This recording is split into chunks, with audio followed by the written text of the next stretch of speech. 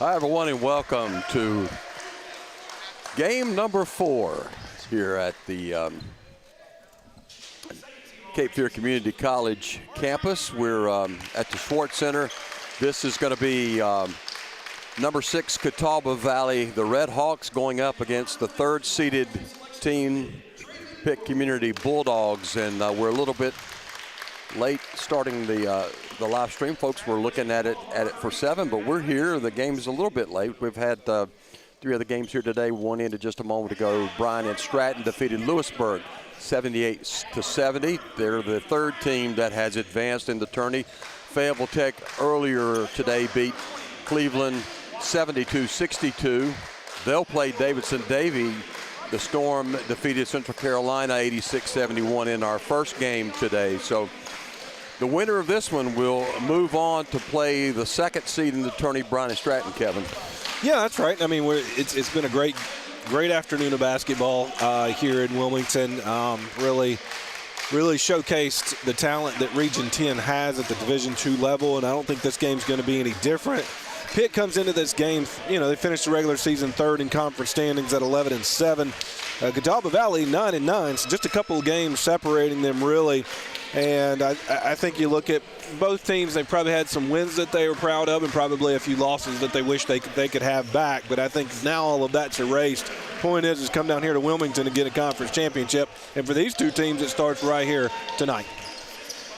Well, the starting lineup for the Pitt Bulldogs, Xylee Bazemore, Jaquan Curry, Traven Norwood, and Marlon McCray. And Jaquan Baylor, the big 6'8" center out of Windsor, North Carolina, will be in the starting lineup tonight for the Red Hawks. Malik Hamrick, Xavion Viacini, Bryson Bowman, Benton Wolford, and Zion Dixon round out the starting 5 for the Red Hawks. Expect this game to be a physical game, a close game. It's a game that even though Catawba Valley, Kevin, comes in as the 6th seed and the underdog on paper, they actually beat Pitt twice in the regular season, so they've had the Bulldogs number this year. Yeah, and you say that a lot in Region 10 where it's like, hey, they're the underdog, but oh, they beat this team twice, and that's a regular occurrence. And I'm sure Catawba Valley would like to make that a third. Now, the hard thing to say is if you're Catawba Valley, it's hard to beat a team 3 times in a year. You're not kidding. Jump ball going to belong to the Bulldogs. And we are underway here as Bazemore going to kick it over. But good ball movement by the Bulldogs right out of the gate. They move the ball around very well. Attack the hoop. No bucket there for Norwood. And here come the Red Hawks. They will run as well. Both teams are very physical. Physical play right away that you see from Jaquan Baylor of Pitt. Getting a block right off the bat. He's the big guy in there, but they go right at him, and Malik Hamrick gets a little turnaround kiss off the glass for the first points of the ball game. Malik Hamrick has the ability to score. He comes in averaging just under 12 a game.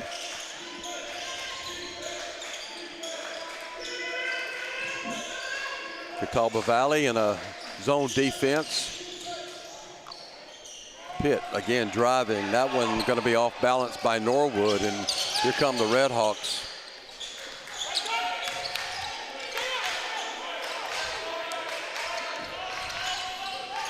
Been quite a day, a lot of basketball here. There's a missed 3 by Hamrick.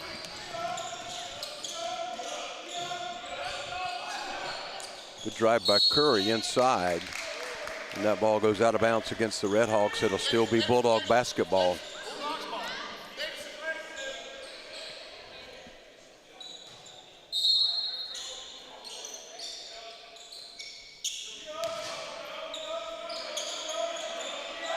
Coming to you from Cape Fear Community College. Man, they have been great hosts here. Yeah, it's a great place to watch a game. Doesn't hurt that it's in beautiful downtown Wilmington either. But, yeah, wonderful folks here at Cape Fear. Hamrick with a steal, and he is going to be fouled as he drives aggressive to the hole. The whistle will be on Kobe Hood. Foul, on Bazemore, Xylee Bazemore. And that'll send Hamrick to the free throw line. Malik is a 73% free throw shooter, a sophomore out of Shelby, North Carolina. East Rutherford High School.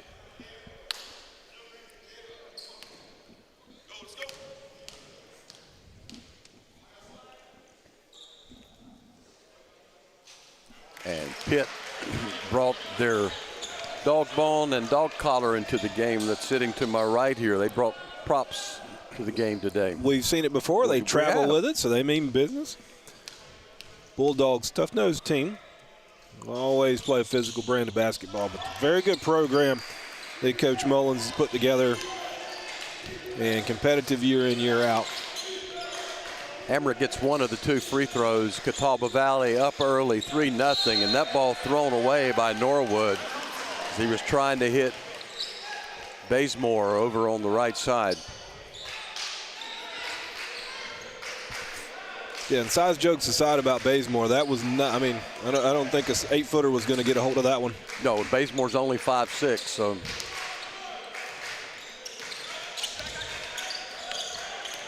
Catawba Valley again, very aggressive, attacking the hole. There's another block by Baylor. And there's going to be a foul whistled on Zion Dixon as Jaquan Curry drives to the bucket. Curry only a 65% free throw shooter. Comes in averaging just a little less than 11 points a game. Already, big 6'8" Jaquan Baylor's made his presence known underneath the boards, hasn't he? Yeah, he absolutely has. If you're the Red Hawks, you may want to just go right at him, see if you can get some foul trouble on him. Maybe wear him out. Now, I will say this, big man's doubled over already here. He is. 2 minutes and 20 seconds in, he's grabbing the knees. But he is an impressive young man. He's pretty agile for his size, and it's a lot of fun to watch.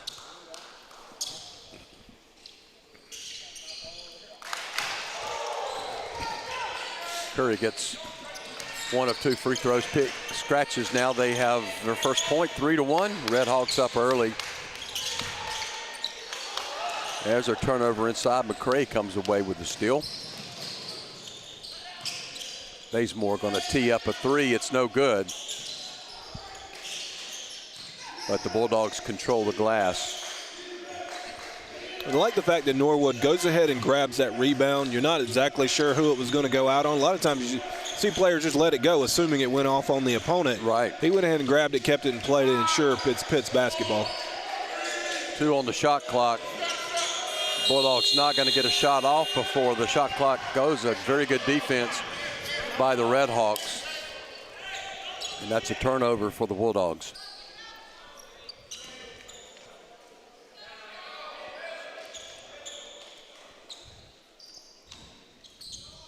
Catawba Valley, they were 20-12 last year. I was looking at their numbers. That's the 4th time in program history they've had a 20-win season. They're a good ball club this year.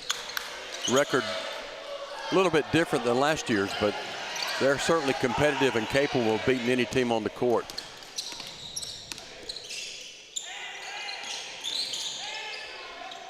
Pull-up jumper is no good by Benton Walford.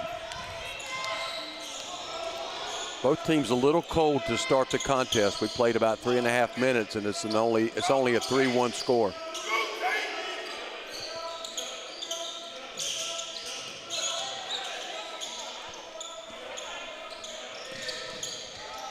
Curry to Bazemore, into McCree for the layup. Good unselfish play there by the Bulldogs. We're all knotted up at 3 apiece. Baylor with another block. I think that's 3 here in the first half. Well, I have to give Catawba Valley credit for going at him, but so far it's not doing any good. They go right back at him again, and again, he gets another block. They're going to call a foul, but I don't think this is going to be, it's going to be on the big guy. Baylor's going to pick up the foul.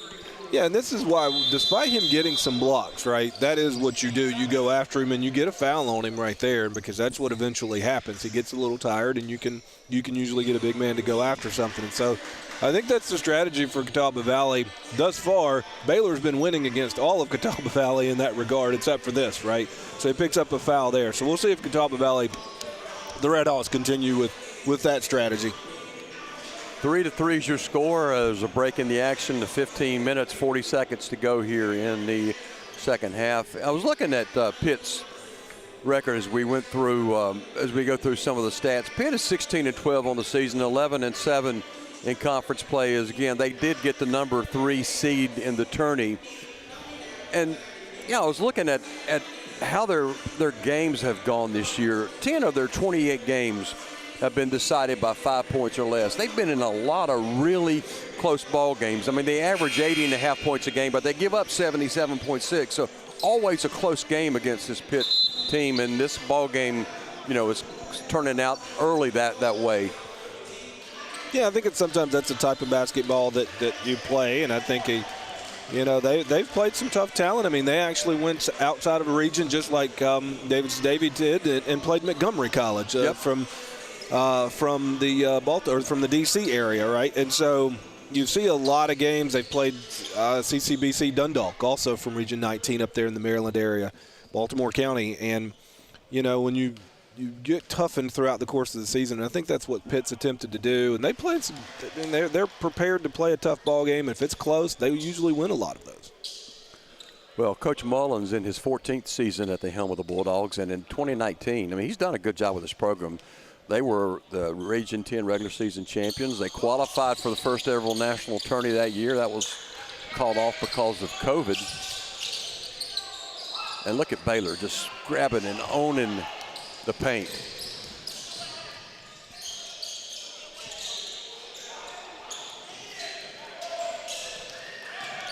Hamrick loses the handle on the ball, but Walford picks it up. There's a short three-point shot by Bowman. And we got a foul.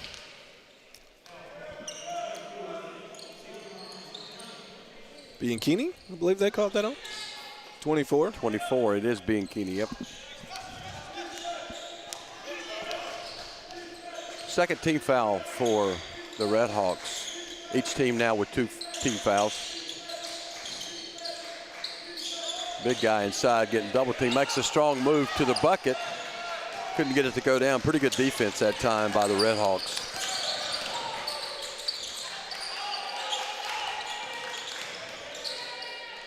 They go at Baylor this time.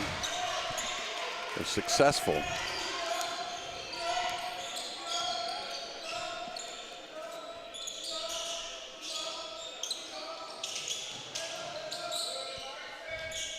Both teams very quiet in the scoring column. There's a long three by Curry. Curry's got 4 now, and it's 6-6. There's a rainbow three and a miss by Walford. Clarence Burton going to grab the board, pull it down. Go inside to the big guy, and he throws up a shot off the glass. That's good. Little off-balance shot by Baylor. Not sure if he meant to or not, but it went in. It went in, and it counts, doesn't it? Yeah. They go right at him again. They're making Baylor work inside.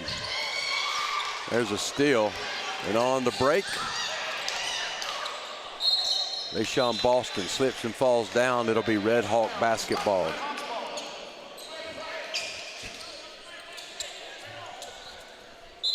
We might check the court there where Boston went down.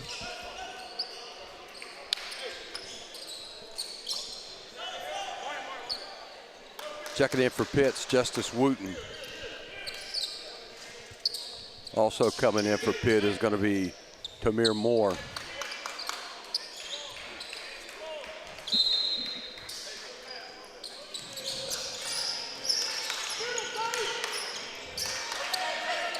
Walford gets the ball up court.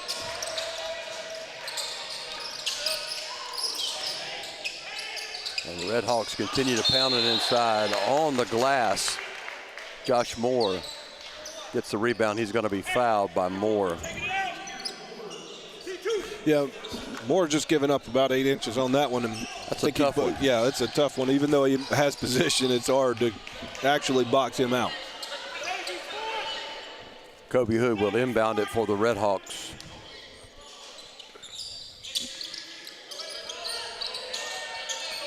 Greenling in for Pitt. I say their other big man. They got 6'7" that they can throw out when they take Baylor out, so they've got some size.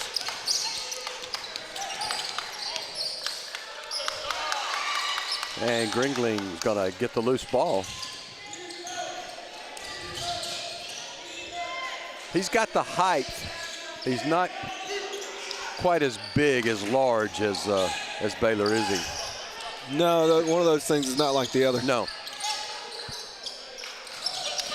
Good quick hands there by Clarence Burton. Knocks the ball out of bounds as Catawba Valley looks to continue to punch it inside. 12:46 remaining in this first half. It's 8-6. Pitt up over the Red Hawks.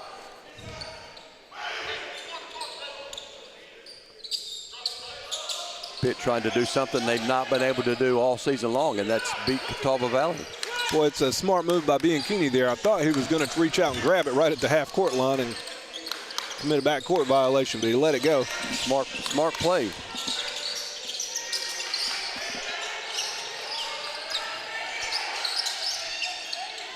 And Bianchini muscles one in and over Greenling. He's had a good start to the game. He's got 5 so far.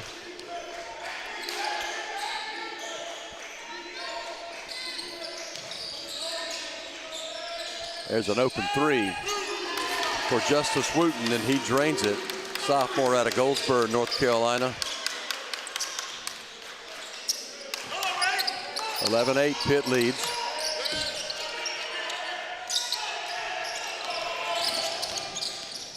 And they go right back to Bianchini, and he can't get that one to go down. It was a good look, good thought.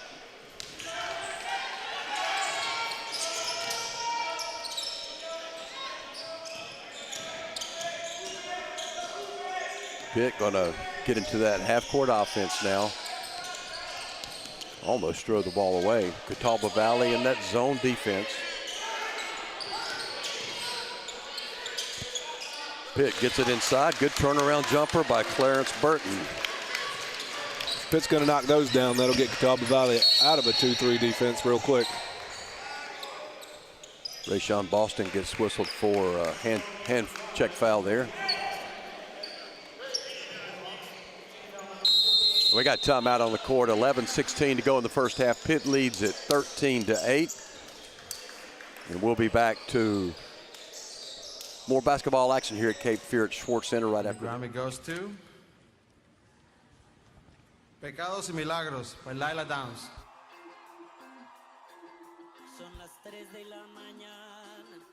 Thank you so much, Mama, for feeding me through my belly button the wisdom and the strength to love through music.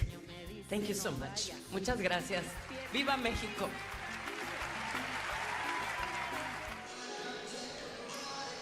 Welcome back to the Schwartz Center. Miles Poole along with Kevin Garner joining us for the nightcap. Pitt leading Catawba Valley 13-8. Kevin, want to make sure folks out there can tune in and chat us on, I was going to say Facebook, it's actually YouTube. Champ and Mert Taylor, they're saying, is it live?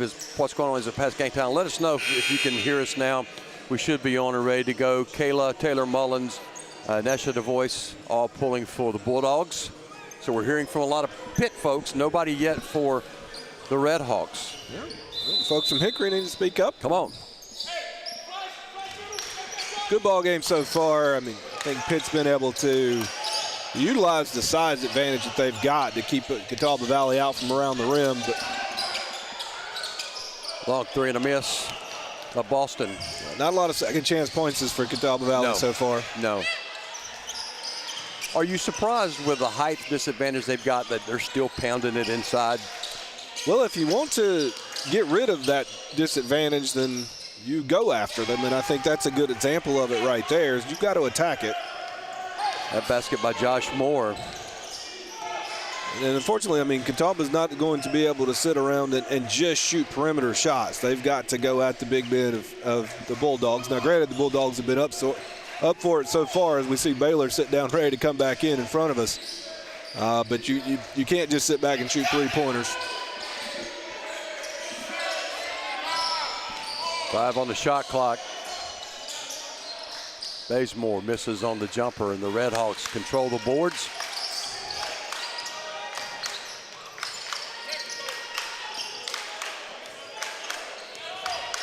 Kobe Hood now with the basketball, guarded by Tamir Moore. Hood takes Moore to the hole inside, and Greenling with a nice block, and they're going to say got him with the body. And that's what I would continue to do. They've been effective. I mean, if you could, for instance, if now you go right at Baylor and there's 8 minutes left on the clock in the first half, and you pick up maybe a second one on him, a lot of ball game left to play, and they have to start thinking about their usage of them, and then you get rid of that size advantage.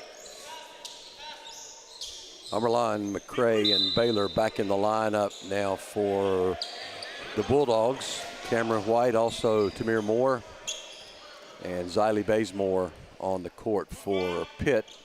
Resetting the shot clock to 20 as they hold up here briefly. You've got Goodman, McKinney, Josh Moore,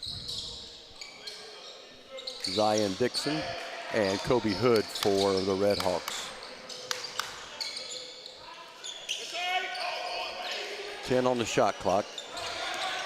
Dixon going to be fouled as he drives to the back bucket. They'll whistle that one on Bazemore. That'll be 2 on Xylee.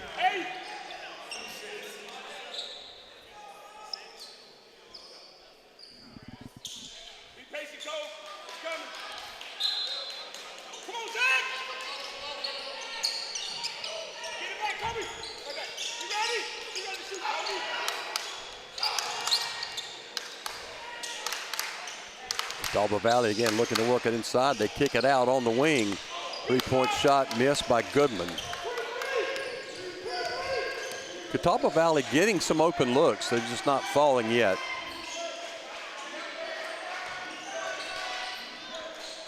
McCray going to kick it over to White. Bazemore in the corner, down low to the big guy, and Baylor shot is off the mark.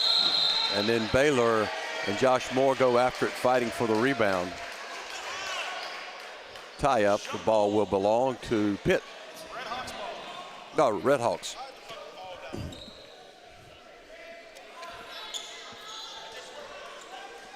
Coach Mullins coaching up Mr. Baylor there to not bring the ball down. He has a significant size advantage, so don't bring it down to your waist and let the smaller players come in and get a hold of that.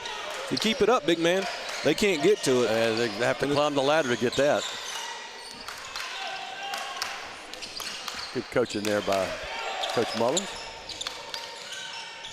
Nice drive to the bucket by Zachary Goodman.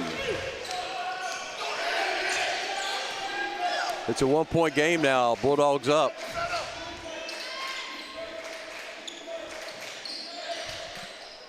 Three-point shot off the mark by Moore. And one and done as Catawba Valley control the board. And here they come pushing it up. It's Dixon. Dixon gets the bucket. Nice drive by Zion. And the Red Hawks now have taken the lead 14-13, Kevin.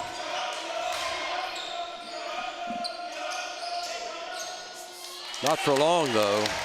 That three from Cameron White rattles around and goes in. And then White makes the steal. Good hustle by Cameron. Bazemore in the corner to a wide open Moore. Near Bora's first bucket on the game. He's got 3 with that. And Pitt, just a moment ago, were trailing by a bucket. They now lead by 5, 14. Foul's going to be called on Bazemore. That's a big foul. That's Zion's 3rd foul. And they're going to have a timeout on the court. 7:46 left in the first half. Pitt leading 19-14. We'll be back to the Schwartz Center right after this.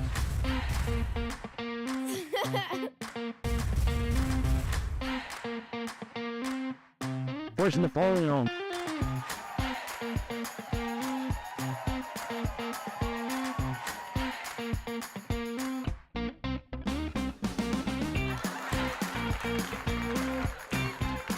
That gets a spot for Boss.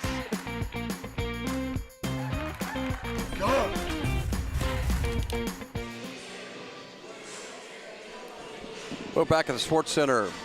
19-14, Pitt leads Catawba Valley in the first half, 7:46 left. Getting a lot of Red Hawk fans now chiming in, Kevin. So we got Lazaria Goodman, Anna Bird, Sarah Evans, Taylor Mullins, Marco Polo, all shouting for the Red Hawks. So we got a little competition on the live chat, a little good mix of Pitt and Catawba Valley fans here. And this is a good ball game here. It is a good ball game. I think Pitt's inside presence is why you see a 5-point lead right now. But Catawba Valley, to their credit, they've gone straight at them. They've been able to get up and down the court, but it's that transition game of Pitt being able to get out and running, off of some turnovers, some blocks. They look up, and the moment they have the ball in transition, their heads are up and they're going, and they've got good court vision, and they've been able to get some easy buckets as a result. Catawba Valley right now, the underdog on paper, hanging right in there, and we've got a great ball game here. Zion Dixon at the free throw line, a 65% shooter out of Winston-Salem, North Carolina. Glenn High School in Kernersville, right outside of Kernersville. Going to have a foul on the floor. I think that whistle is going to be against Bowman. And there, the Bulldog players just wanted it more. They were on the ground going after it.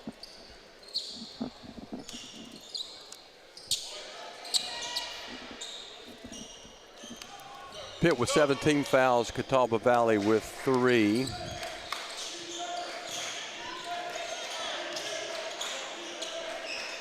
Pitt trying to add to that 5-point lead here. They get it inside to the big guy. Nice little turnaround, soft jumper by Jaquan Baylor. That was a nice looking shot. Well, that was a beautiful touch right there.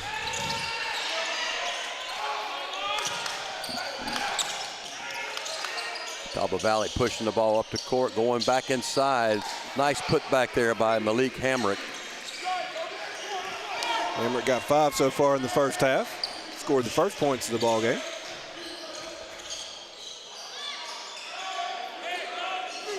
And from 3, Cameron White misses.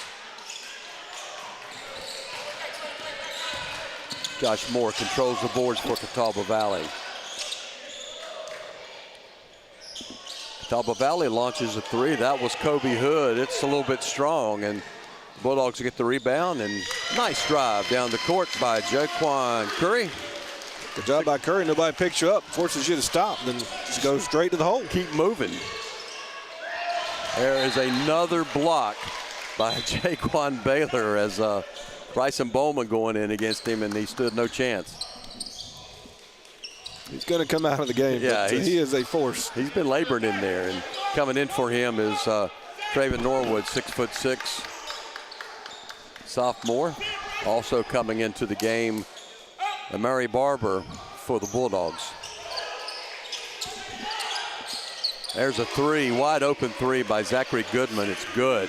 Nothing but net there for Goodman.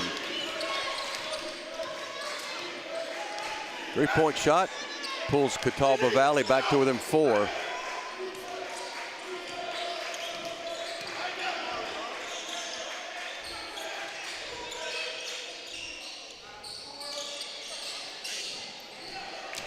Good shot by the Bulldogs, and Catawba Valley going to try to run with it. They go inside, nice spin move and a bucket by Josh Moore. It's a 2-point game again, 23-21, Kevin. Pitt. Suddenly it's Catawba Valley that's getting up and down the court these last 2 possessions. Strong move to the hole by Norwood, but can't get that bucket to go down. But Curry comes up with a steal, and Norwood misses another close-in shot. Well, I tell you, Catawba Valley just goes straight to the bucket, straight for the juggler. 2 points by Hood. Tied up, 23 apiece.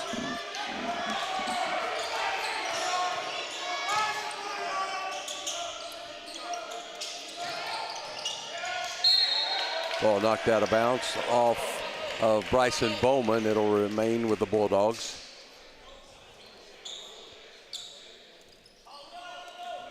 The Catawba Valley's most effective times is when they can get out and go in transition and forget about any size disadvantage, just go straight at the Bulldogs. That's where they've had success. 5 on the shot clock. There's a 3 by Curry, no good. And Catawba Valley swipes the glass. I tell you, Curry all over Hood, takes it away, goes in for an easy layup. Good defense by Curry and a good finish. Curry almost comes up with another steal, and going to be a foul called against, I think the foul's going to be against Catawba Valley. Yeah, both teams will get separated here. Good job by the referees and coaches to get a hold of that. But yeah, both of these teams going at it, and you know the winner is going to advance to the semifinals. A lot at stake here, and both teams again very competitive and going hard at it. We'll see who the foul was called on. Maybe a double foul here. We'll see what shakes out. We'll give that one a second. I'm glad things didn't get any worse than what they were. It looked like it might for just a moment there, but both teams calmed down, cooler heads prevailed. Now, as you mentioned, though, the tough thing is if you have players leaving the bench, or if they're, depending on how they look at this, there's one of these two teams will be playing tomorrow night, and you don't want to be missing players, right? So you got to keep your cool. You don't want that to happen anytime, but especially in tournament time. This could be the end of your season, so you got to keep your cool, stay under control, and make sure that you're there for your team in this game and potentially the next one that you might be playing as well. So we've got a break in the action while the referees are discussing this. Yeah, we'll come back to the Schwartz Center right after this.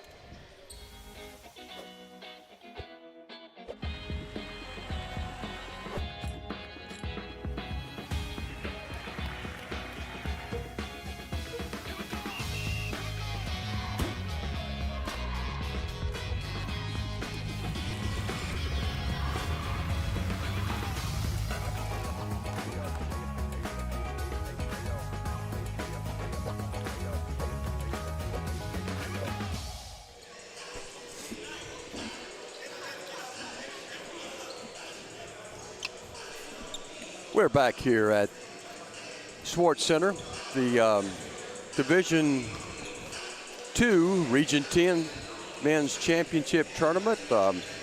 Quarterfinals today, Kevin. We've had 3 games already decided. Davis and Davie moved on. They beat Central Carolina 86-71. Fayetteville Tech in a good game against the Yetis of Cleveland Community College, 72-62.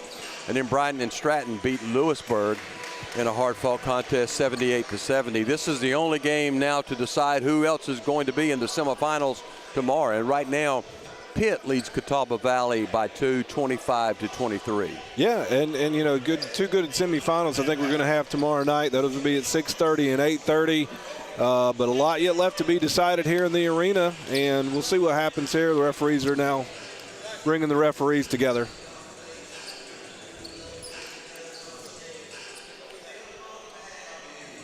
So we'll let these two teams, again, played very close ball games in the regular season.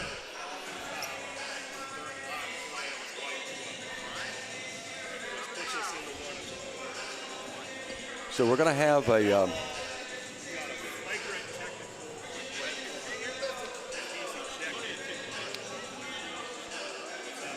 so we're getting their information from the referee. So we had a common foul called on Jaquan Curry, and Catawba Valley being the bonus.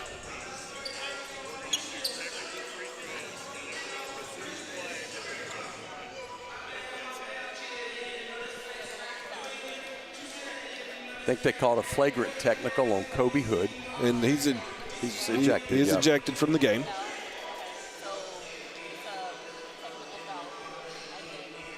So they'll sort this out, and there'll be a lot of free throws shot. There are going to be quite a few after free this. throws. Yeah, a common foul. We got a technical.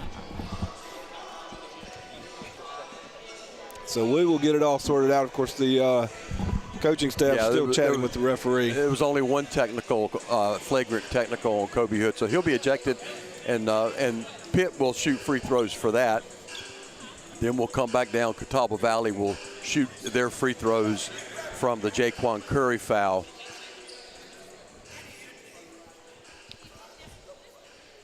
And 4:27 left to go here in this one. I was saying these two teams really, I mean, they played really tight, close ball games in the regular season.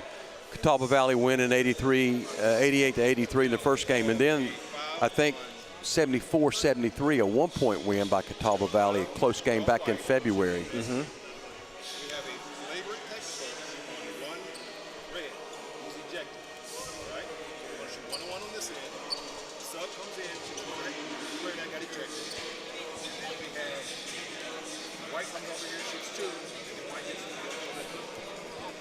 Okay, so what we got, we'll clear that up. Jaquan Curry is going to be charged with a foul on Kobe Hood, but Kobe Hood is ejected for the flagrant technical, so they're going to have a sub come in, shoot the free throws for Kobe Hood because they're in the bonus situation. Then Pitt's going to shoot the technical, and it'll be Pitt's ball. Got all that? I got it. You got that, folks at home? We hope you got it, folks at home. So Benton Walford is going to be the guy to come in to shoot the free throws for the Red Hawks. He's an 87% free throw shooter, not a bad guy to have at the line, and he nails the first one. It's a 25-23 ball game now. And Walford can pull the Red Hawks to within one with this free throw, and he does. So now Pitt will shoot a free throw, and to the free throw line for Pitt's going to be Barber, Maury Barber. He's a 79% free throw shooter. Pretty good guy to have up there as well. 25-25 is your score. Barber breaks that tie. And Amari looks for that second free throw. The freshman out of Jacksonville, North Carolina, tees it up, and it's good. So Pitt leads it now 27-25. It'll be Pitt basketball.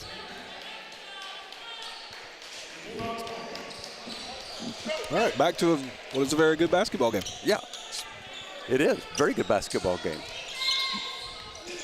Now, what will be interesting, if you're the players on the court, what you have to understand, the referees are probably going to call this a little tighter going forward. Oh, yes. So you've got to be aware of that. Yeah, they did a good job of keeping that in check pretty quick. Officials did a good job there. Catawba Valley in the corner misses the three, but a nice rebound there by Josh Moore. And then Walford goes in for an easy 8-foot jumper. All tied up again, 27 apiece.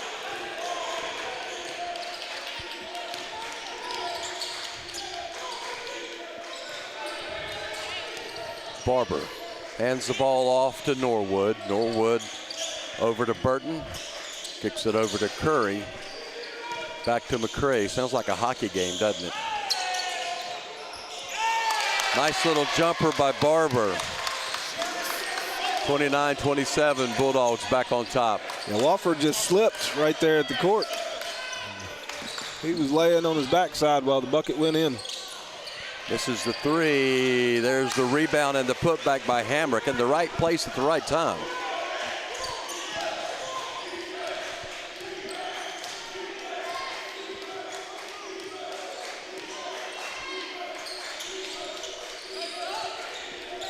Three minutes left to go in the first half.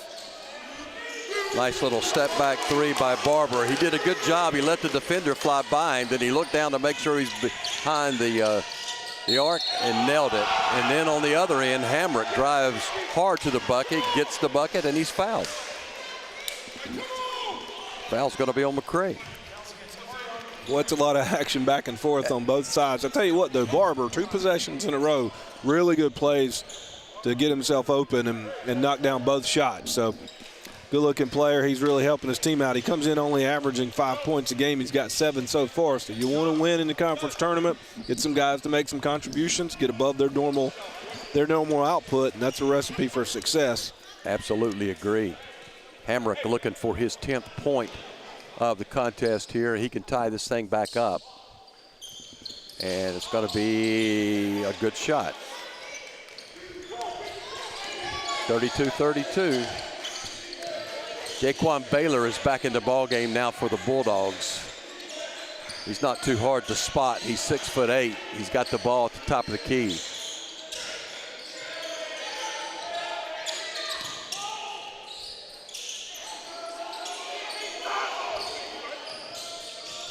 Seven on the shot clock for Pitt. They get it down low.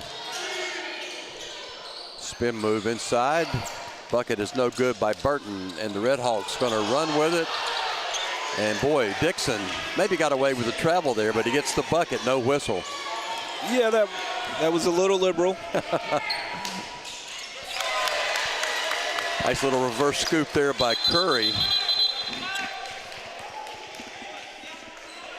We having and injury. Yeah, Burton, looks like Burton may be shaken up a little bit. They're going to call official timeout to get a substitute in for Burton. Cameron White will come in. I think I saw him grabbing his right hand. Yes. Maybe like a finger got jammed or something along those lines. Boy, I'm holding my fingers in. Hopefully not any worse. That's painful. Your last minute and 57 seconds here of the first half. And they're going to put the shot clock to 23 and put 150 on the game clock.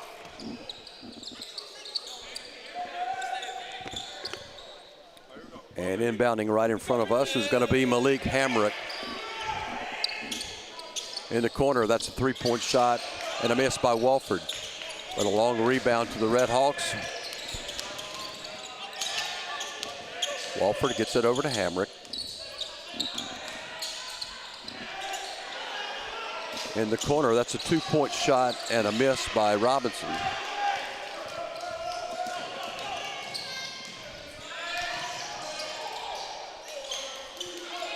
Bobcats push it up, but the Catawba Valley team gets back. Good job in transition defense.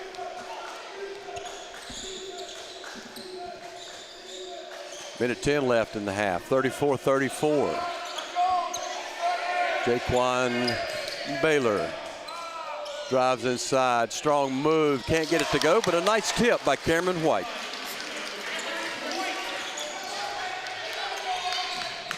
Almost a steal there by Boston.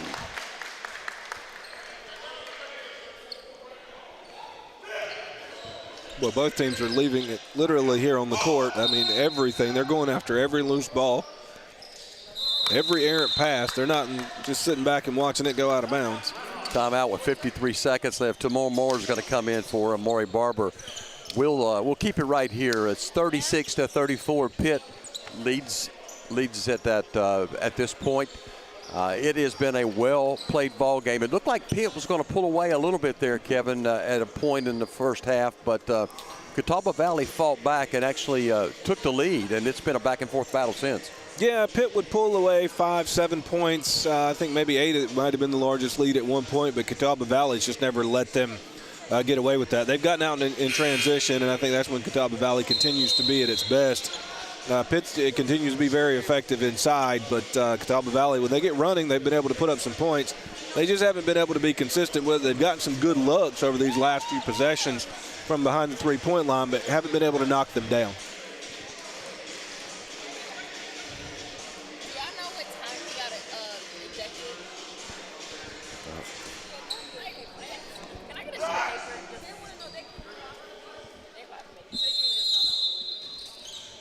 Catawba Valley will inbound it. And the Red Hawks, Dixon gonna spin, kick it out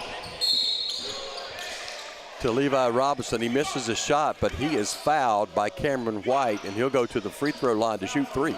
Yeah, just a little bit of a silly foul. Just kind of poked at him a little bit when he ran by him with the closeout. Levi, a freshman out of Hickory, North Carolina. Hickory Christian is a 76% free throw shooter on the season. Hits the first one. He's got a couple more coming here.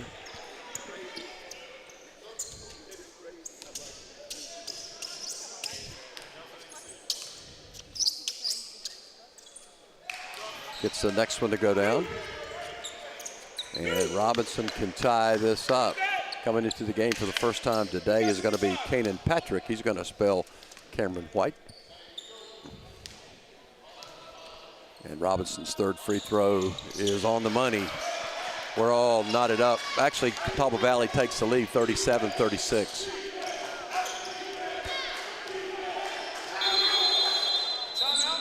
Pitt's going to take a timeout with 37 seconds. We'll take a break here. We'll be back to the Sports Center right after this. As a Cape Fear grad, you have options. Maybe too many options.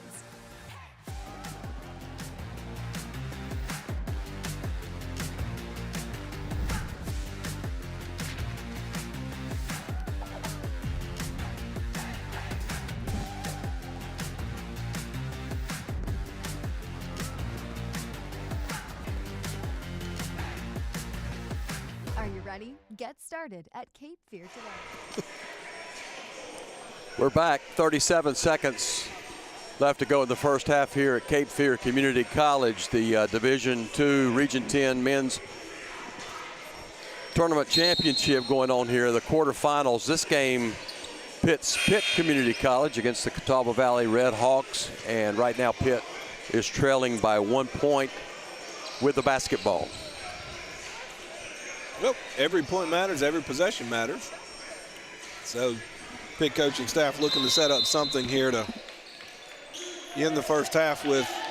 See if they try to go down low to big 6'8" Jaquan Barber.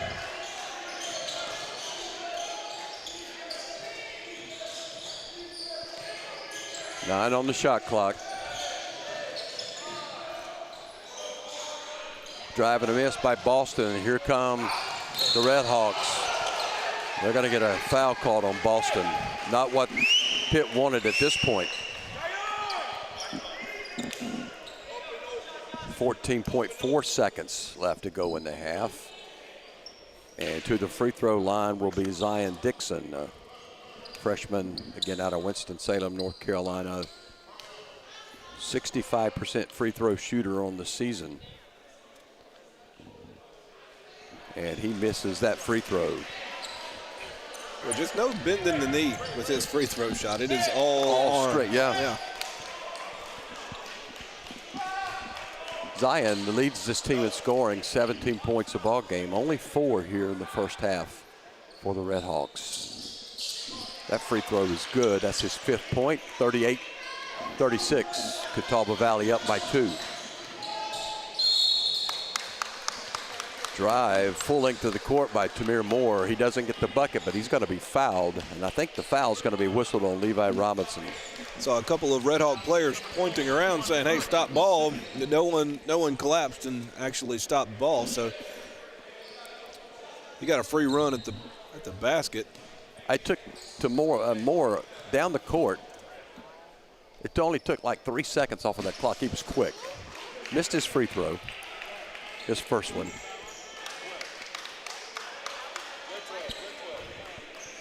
One of a couple players on this team that played at Bertie High School.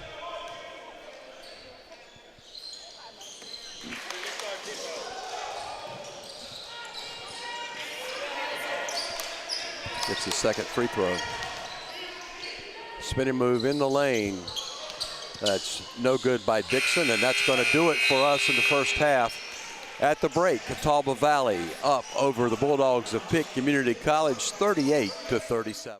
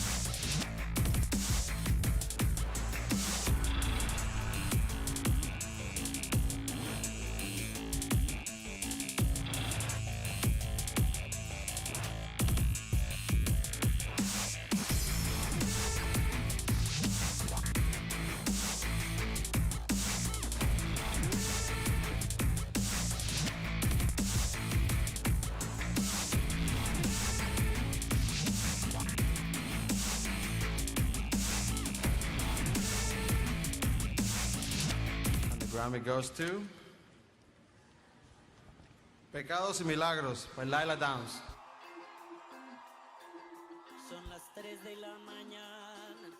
Thank you so much, Mama, for feeding me through my belly button the wisdom and the strength to love through music. Thank you so much. Muchas gracias. Viva Mexico.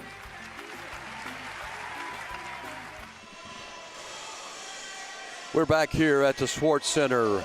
Kevin Gardner and Miles Poole with you, and at the half, Catawba Valley Community College leads Pitt in a very close ball game, 38-37. Kevin, you want to run down some of the numbers of the first half? Yeah, as you see on your screen, Miles, we got a couple leading scorers up here. Jaquan Curry with 10 for Pitt. Barber also has 7. He had a pretty good first half. Others in the scoring column for Pitt, Cameron White with 5. Tamir Moore, 4. Wooten has 3. Burton, 2. McCray, 2. And Big Mr. Baylor, he's got 4. Pitt shooting 4 of 6 from the free throw line. They have hit 5 3-pointers. Taking a look at Catawba Valley, Hamrick's got 10. He's leading the way for the Red Hawks. Others that have scored, Hood, he's got 2. Dixon, 5. Goodman, 5. Moore, 4. Robinson, 3. Wofford, 4. Bianchini, 5. They're 9 of 13 from the free throw line. That's good for 69%. The Red Hawks have only hit 1 3-pointer so far on the night. Game of runs, I would say, for the most part, Miles, in the first half, mainly in Pitt's favor. They've maintained the lead for most of the first half, around that 5 to 7 points gap, but Catawba Valley able to come back at the end and take a lead by 1 point going into the half. Looking at the fouls, Kevin, nobody really in foul trouble. I've got Bazemore, though, with 3. I could be off. Everybody else that's got a foul has 1. So really, I was going to say, other than what happened, momentarily, a pretty clean game, very competitive game. We're getting a lot of folks from the live chat. I just wanted to give a shout out to Anna Bird. Said, let's go Bianchini. You got somebody pulling for Zach Goodman. That's Lazaria Goodman. Sarah Evans, I think Josh, I think that's Josh Moore, maybe her grandson. Terrell Lido says, let's go Red Hawks. A lot of Red Hawks fans chiming in. Cameron Austin giving us a shout out. So we appreciate all of the listeners watching the game and giving us a shout and a chat on live chat on the YouTube channel. We will keep monitoring those as we move through the ball game. But what do we got here? You're going to look at the tournament brackets the way they are right now? Yeah, we'll look at the tournament brackets as they are. It's been a big quarterfinal day here at Cape Fear Community College. Of course, as we mentioned earlier, Davidson-Davie knocked off Central Carolina. Fayetteville Tech beat Cleveland. So that means they're going to meet tomorrow afternoon back here at Cape Fear Community College. It's going to be a 6:30 p.m. semifinal game. In that second game, we saw third game tonight, actually. We're getting lost. I'm getting tired. How about you? Brighton and Stratton knock off Lewisburg. They're going to face the winner of this game between Pitt and Catawba Valley at 8:30 p.m. tomorrow night in the second semifinal game. And, folks, make plans if you can make it down here on Friday night. It's going to be a really great championship game here at 7 p.m. here at Cape Fear Community College in beautiful downtown Wilmington. So, it's been a great day of quarterfinal action today. I think we've seen a lot of what Region 10 can offer from a Division II basketball standpoint. I see a lot of talent on the court that's going to be playing at NCAA or NAIA level next year, and a lot of freshmen that are going to come back and make this another exciting season next year. But, boy, a lot left to decide here in the next 2 days. A lot of good athletes at the NJCAA level, a lot of good athletes in Region 10. We've seen them all year long, and this is the closest I think this conference has been since I've been following these teams. Very, very competitive, and we've seen some four-school coaches out in the audience tonight looking at potential recruits for next season or the season after. That's right. Certainly the conferences, particularly the Division II conferences at the NCAA level around here in this region and the Division III level have really recruited a lot from Region 10.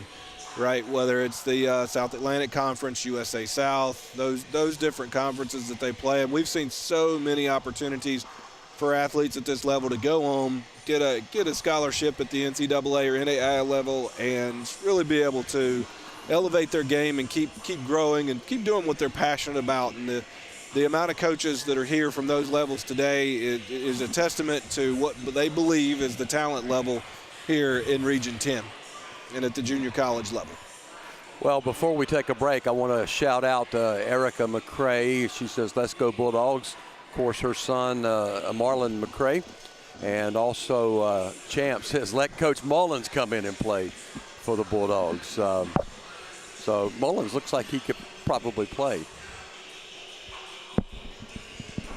I think we're frozen.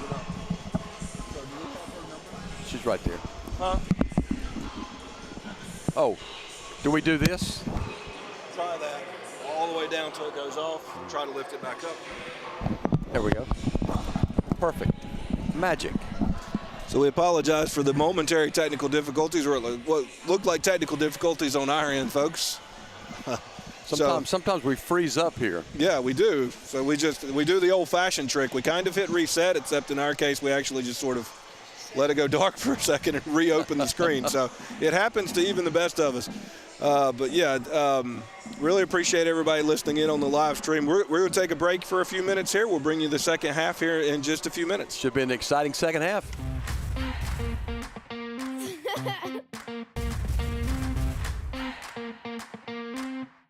Forcing the falling on.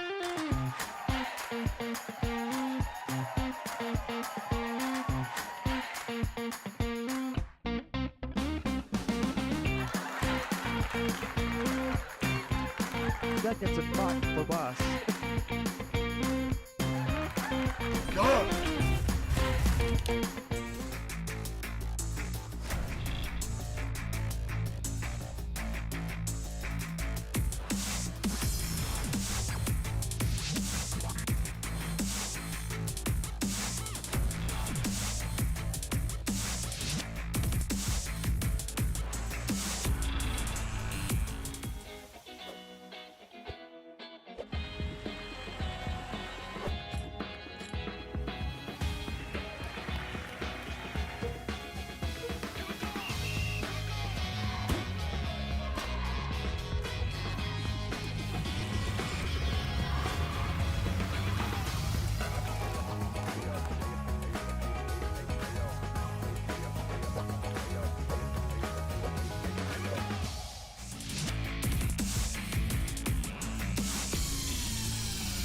As a Cape Fear grad, you have options.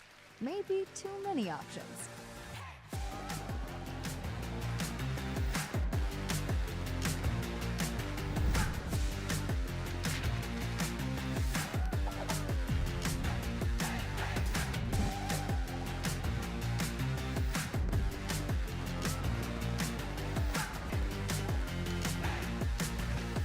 Are you ready? Get started at Cape Fear today. Perfect combo includes 2 pizzas, 2 sides, and a 2-liter bottle of Coke. So we were asking real people how much they think all of this costs. 35, 45, 50. $19.99. I'm about to order that when I get home. It's Domino's Perfect Combo, and it's all just $19.99.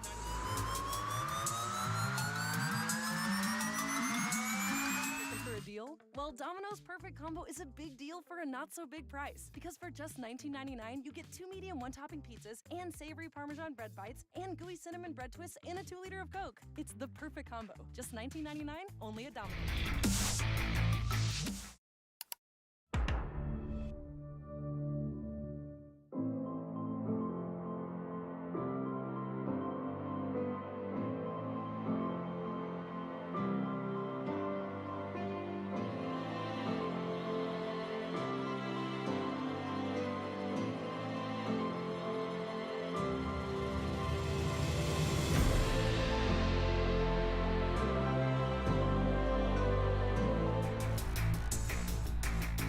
Grammy goes to Pecados y Milagros by Lila Downs.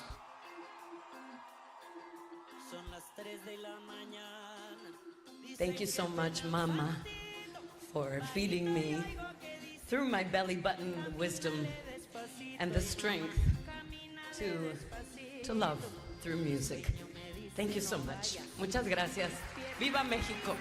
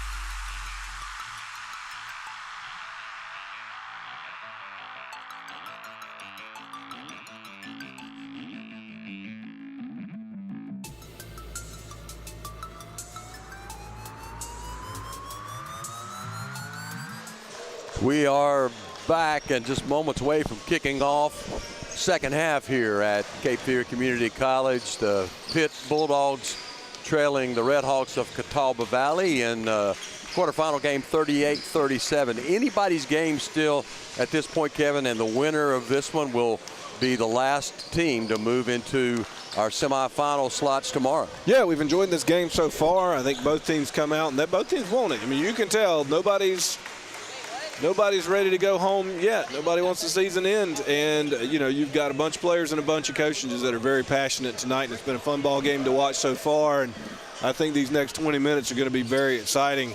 I looked for Catawba Valley, you know, to continue to attack inside. I mean, they've gone to the rim. They get out in transition and they go. And that's where they found success. I mean, they're, you know, shooting from the outside is just not – I mean, they've taken some three-pointers, but they've only hit one. It's not necessarily where they're firing on all cylinders tonight. Keep attacking the rim. Go right at the big man. Don't be scared. Go right at him. On the other hand, Pitt, what you're doing well is you're getting out and running. Head is up. The moment they get out in transition, they are looking up the court and trying to find the open man, and that's where they've seen a ton of success tonight. So here we go. Let's have the next 20. Pitt basketball to start the second half. Once we get a bug off the court or something. Where the official put an end to that if it were a live bug. Draven Norwood going to inbound it for the Bulldogs. Going to get it inbounds to Jaquan Curry. Curry going to set up the offense for Pitt.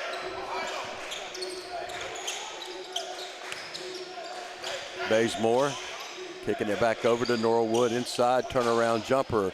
Missed by McCray. And here come the Red Hawks. Three-point shot by Hamrick misses, and it's going to turn it over to Pitt.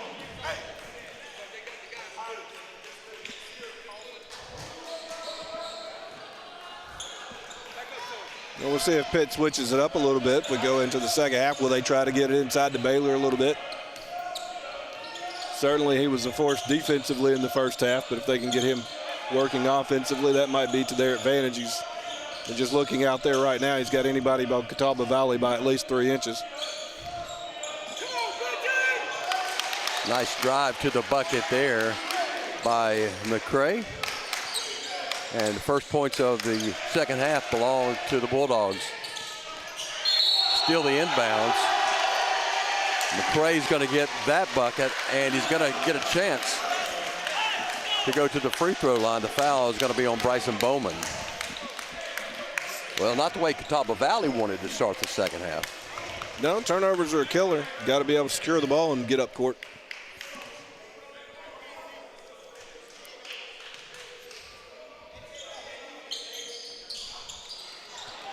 McCray misses that free throw. And the Red Hawks almost throw it away there. There's a wide open three missed by Wolford.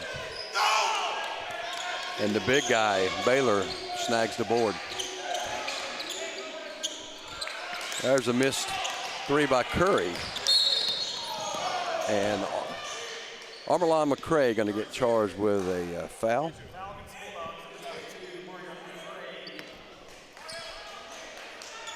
First team foul for Pitt here in the second half. That is McCray's second foul of the game.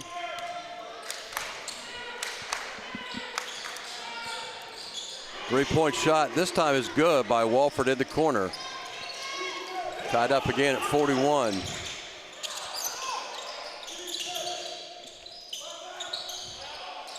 McCray misses the jumper, and Bianchini gets the rebound. And he's going to get charged with an offensive foul as he throws an elbow on that screen, and that'll be the second foul on Bianchini. Just trying to slow that defender down a little bit and stuck that elbow out and get a whistle every time. Easy call. 18-minute mark of the second half. Trying to get the ball down low to Baylor. That ball swatted away and out of bounds. It'll be Bulldog basketball.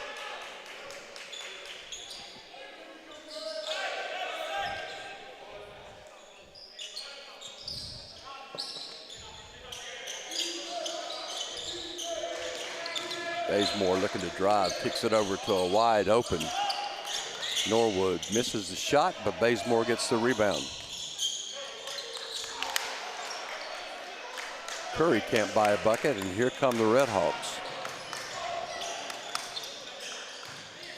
Bianchini going up against the big guy. Alters the shot, can't get it to go down. And on the break, Norwood beats everybody down the court, gets a dunk for his first points of the ball game. There again, Pitt just immediately, they make the outlet pass so quick and get out on court. Nice feed inside to Bryson Bowman for an easy bucket off the glass. And again, we're back to a tie ball game, 43 apiece in this seesaw battle.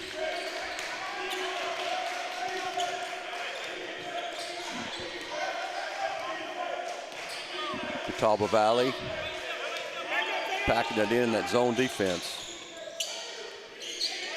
Nice block by Hamrick. That's a textbook block, just straight up, hold your space. Absolutely. Bazemore in the corner for three, it's good. Bazemore's first points of the game. Got a whistle and a foul. I think they're going to call that one on Norwood. Let's see. Yep, foul's on Traven Norwood, his first. Second team foul against the Bulldogs. Both teams with 2 fouls apiece here in the second half. Wide open shot again from Benton Wolford. That's his spot. 2 threes here in the second half for Wolford. He's got 10 points now, and it's tied up again, 46 apiece. Well, the Red Hawks will be happy if he keeps knocking them down. They've not had a lot of success so far in the game, but he's hit 2 in a row. 2 wide open shots. Nobody rotating over on defense to pick him up. And I believe Bianchini may have got a piece of that one. I'm positive I think he got a piece of that and the rim, and the Pitt contingency just saw the rim, but I think he did get the basketball first. And he gets a dunk on the other end. Good hustle down the court for Xavier. Puts the Red Hawks back up by 2. Trying to get it inside to Baylor. He's double teamed and he throws the ball away, but Bazemore corrals it. And the big guy gets the ball stripped. No foul. Good hustle, though, by Curry. Driving the lane and getting a little scoop layup. Curry's got 12 now in the game.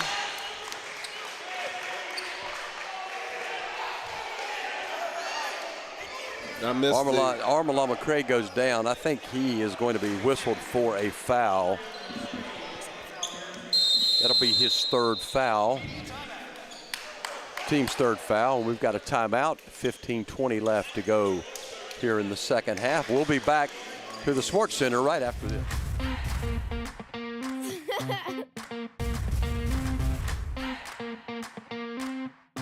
Pushing the following on.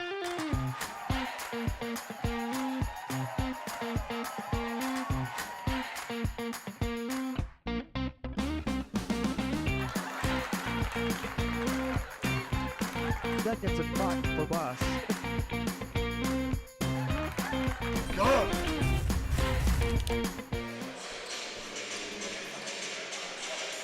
Well, checking the live chat coming out of the break there. Terry L. Lytle says, you guys are doing a great job. We appreciate that. Terry L. Taylor Mullins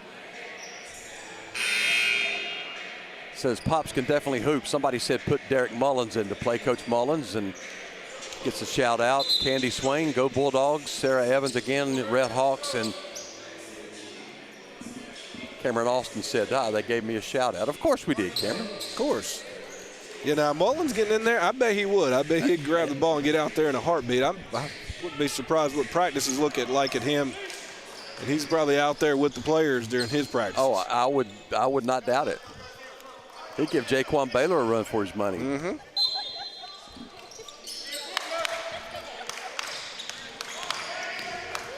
Bianchini drives the lane, puts up a shot. It's good for his 9th point.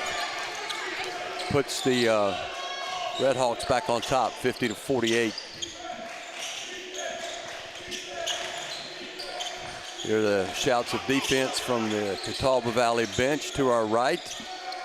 Boy, Bianchini, just a wide open 3-point shot, well beyond the arc. He drains it. That's 2 now for him in the second half. And this guy, Benton Wolford, he's nailing the threes here in the second half. This one from the other side of the court. Red Hawks lead at 53-51. The Bulldogs go inside. That's going to be Burton with the bucket.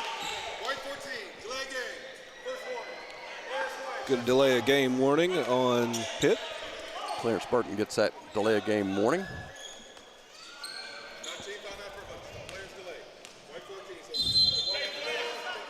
A little full court pressure now by Pitt.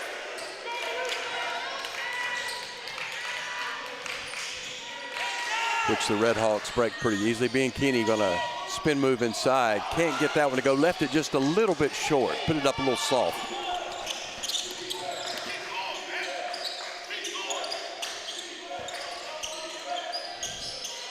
There's a wide open 3 for Norwood. He drained that one. Yeah, and Hamrick just got caught up in traffic in the lane.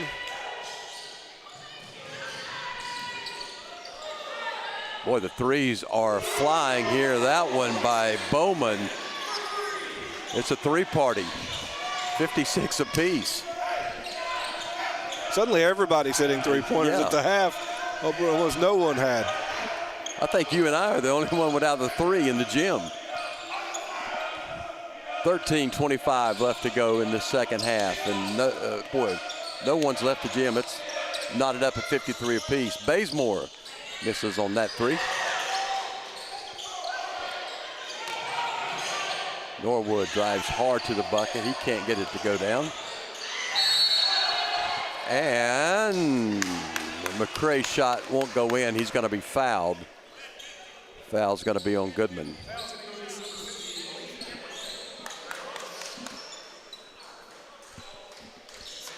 Foul's going to be on Hamrick. Sorry about that.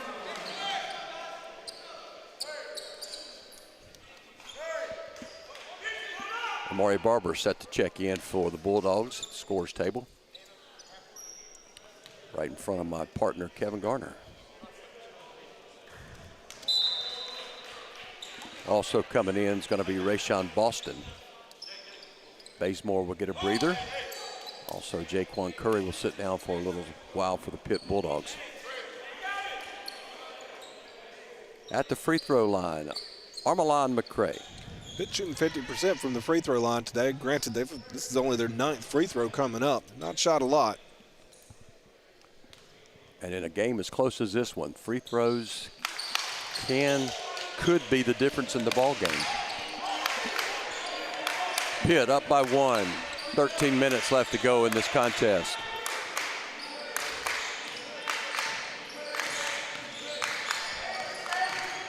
Hamrick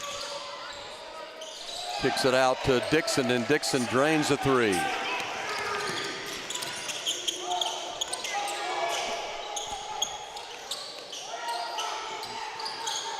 Nice strong drive to the bucket by McCray. He's got 9 now. Yeah, he suddenly had a very good second half with 7, and he just went down hard and slow to get up. Holding that right elbow, looks like.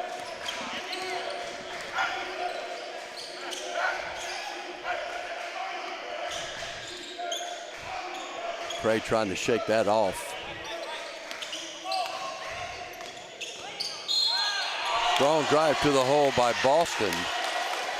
The bucket is good, and the foul's going to be on Malik Hamrick. Trayshawn Boston's first points of the night. Comes at a good time. Yeah, he puts the Bulldogs back on top. Take them when you can get them. Comes in averaging 8 points a night. Sophomore out of Goldsboro, North Carolina. 71% free throw shooter. I jinxed him. I didn't mean to do that. Miles. I didn't mean to do that. You know you do this, Miles.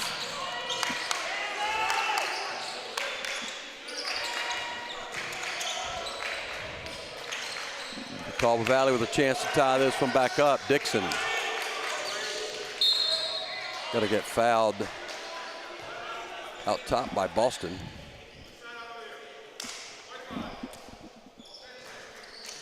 Timeout on the court at the 11:46 mark of the second half. Pitt leads at 61-59. Still anybody's ball game at this point, Kevin. Yeah, I think what we've seen so far is what we saw in much of the first half, and really in the first games that these two teams did when they faced off against each other throughout the season. A lot of up and down, close ball game. And I think both of them right now got to feel like they're in great position. I mean, look at Catawba Valley, though, in this second half. They've managed to knock down some three-pointers. I think they had 1 in the first half. They've got 5 here in the second. That's been a big equalizer for them. Pitt just keeps getting out in transition. I'm continue to be impressed by their guards. Get out, they make the outlet pass, and they go. Great court vision, and they finish around the rim. But right now it's a fun ball game, and like you said, it's anybody's ball game right now. Well, the winner of this one will face Bryan and Stratton tomorrow night at 8:30 in the second game in the semifinals.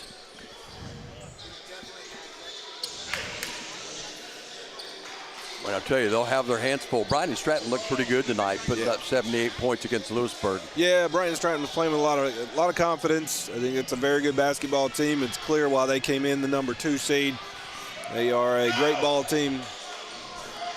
And whoever plays them is going to have their handfuls tomorrow night. Catawba Valley got to inbound it. Malik Hamrick across the way, looking to get it into someone. Ball knocked out of bounds by Trayshawn Boston. Catawba Valley flirted with a 5-second call there.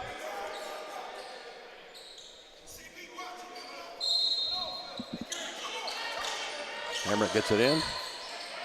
3-point shot missed by Walford. Couldn't keep the magic going there, No, could he couldn't. He's had it, though. Norwood passes on the 3, drives and pulls up for a nice little 10-foot jumper.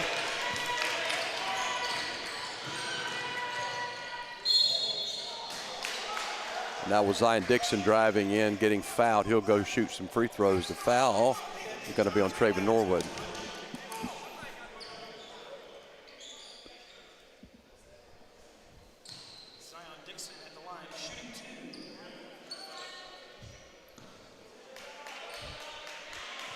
Dixon, not a great free throw shooter, 65% on this year. Misses his first.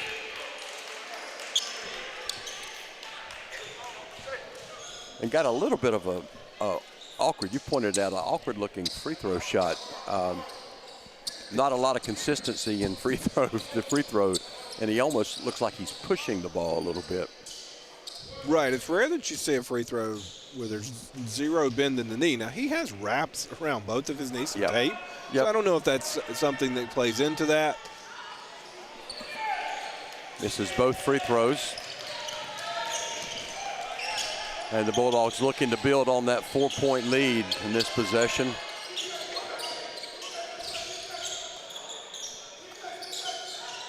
Pitt being very patient.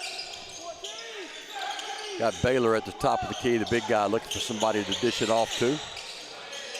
Gets it over to Moore. Moore driving, uses Baylor as a screen.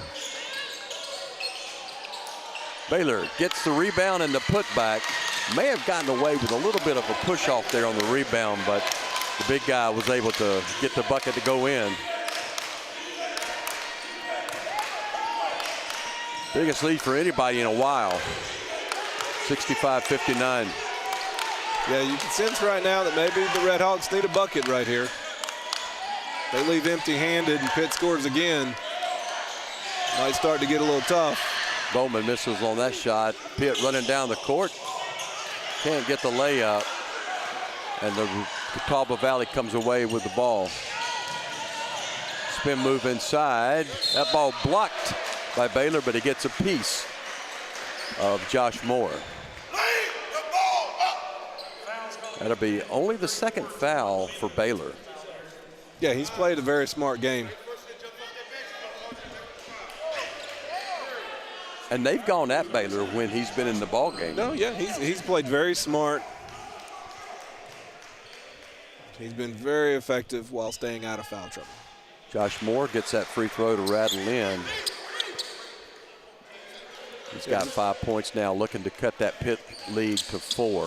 In fact, I think Baylor picked up that first foul probably only 3 minutes into the game or so. I think you're right. So he's managed to stay out of foul trouble and still be a presence defensively throughout this entire game. Norwood and Curry checking back in. Actually, Norwood going to come out.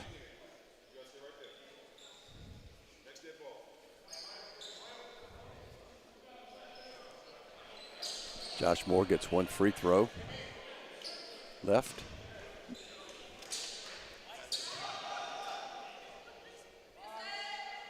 And that one is good.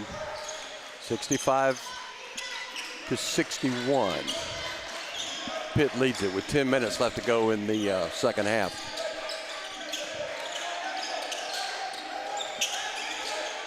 Baylor with the ball out of the top of the key. He's going to drive. The big guy lowers his shoulder, and that's going to be an offensive foul. And he really did. He lowered his shoulder and just plowed over Josh Moore. There's reaction from some of the Pitt folks, but I don't even think Coach Mullins is going to argue that one. No. Pretty easy call. Third foul now on the big guy. And he has to understand too, at his size, it looks even worse than maybe it is. So if he barely lowers his shoulder, much less dips it, he's going to get the call. Red Hawks need a bucket here.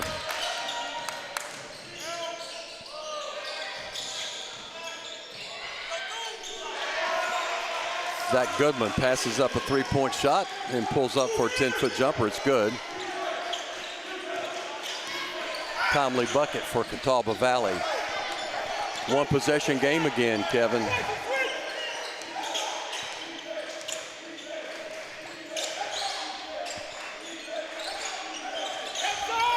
We are bearing down on that 9-minute mark. There is a three by Tamir Moore. And Tamir Moore was left with a wide open look because the Red Hawk defender closed out with his arms down. Get the hand up, close out, at least be a distraction. Otherwise, but as it was a wide open look for Pitt. Baylor gets the rebound, and the Pitt Bulldogs want to run with it. Norwood's going to get the bucket on the other end. And now Pitt has a 7-point lead. Make it a 4-point lead as Zion Dixon nails a three from the top of the key. And at 8:21, we're going to take a break. Pitt leading this one 70-66. We'll be back in just a moment.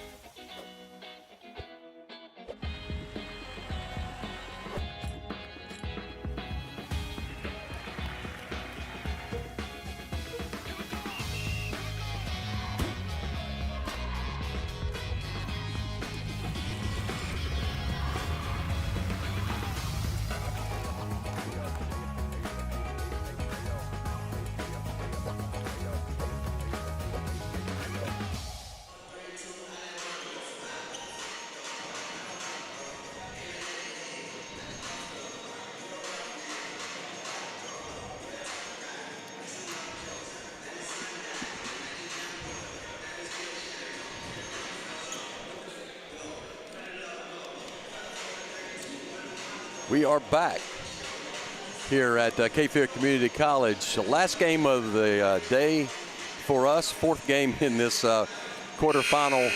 And we've got a good one going here. 70-66, Pitt leads it, 8:21 left to go in the game. Everything we thought this might be. I mean, we kind of talked earlier that the nightcap of this quarterfinal day was going to be a really good matchup that we were looking forward to. And it's produced everything we thought we might see. I think you're going right down to the line here. Catawba Valley's been able to hit a lot of shots here in the second half. If they can keep that up, right, they're going to be able to press Pitt. They've got to get some stops along the way, though. I think that's been the challenge over the last few minutes, getting stops. Pitt's been able to get around the bucket, and they've been converting with those 2 or 3 foot shots. And somewhere along the way, Catawba Valley's got to find a way to get some stops, get some rebounds, and go back and get points of their own. Bazemore going to kick it over to Moore. Back to Bazemore. Back over to Jaquan Curry, and Pitt will take their time. Looking inside to the big guy, Baylor. Makes a strong move, knocks his defender down, no whistle. I think that was the right call, and Baylor gets a nice bucket. Yeah, I would agree. I don't think he dipped. I think he controlled his own space.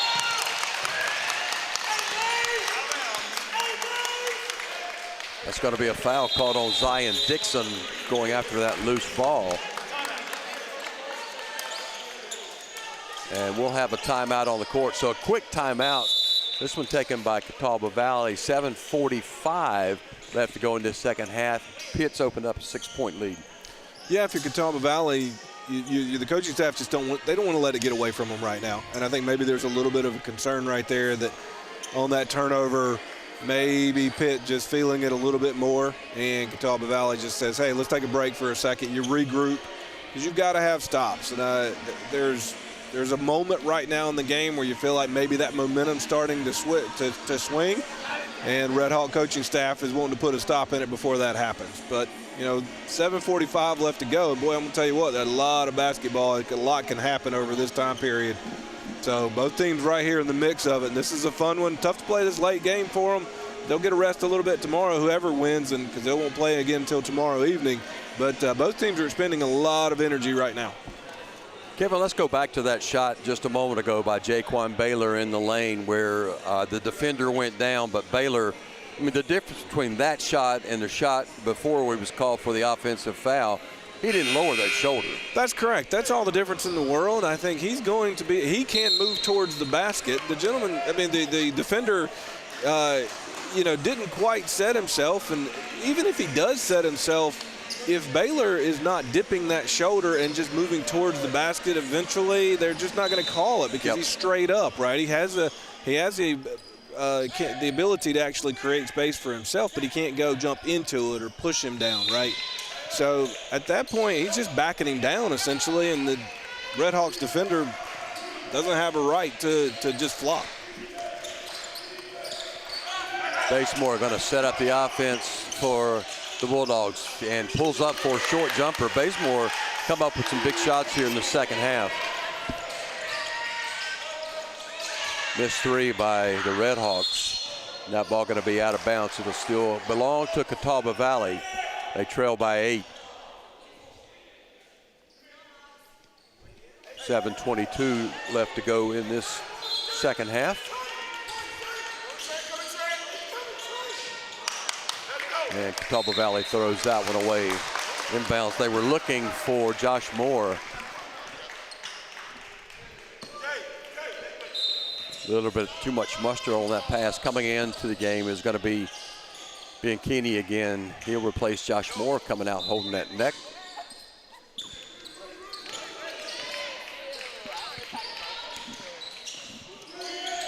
Bazemore will lead the attack for the Bulldogs. Kicks it over to Curry. Curry kind of surveying the landscape, drives. Easy floater there for Curry.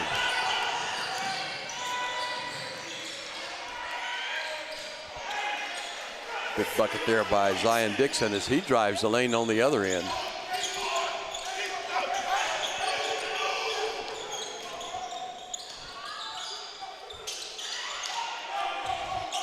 McCray a little bit too far under the bucket that time. An awkward looking shot. Here come the Red Hawks.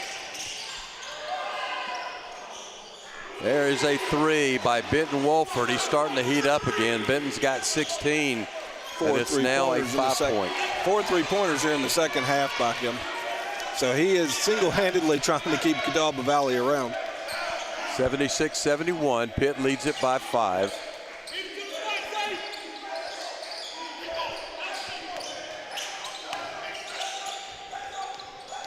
Basemore drives inside. Scoop shot won't go, and the rebound goes to Zach Goodman. And there is another three. This time Wolford is a little short. Couldn't quite get the alley-oop to Norwood, and both teams now running the floor hard. There's a three. That one goes by Wolford. He changed sides of the court on that shot and drained it.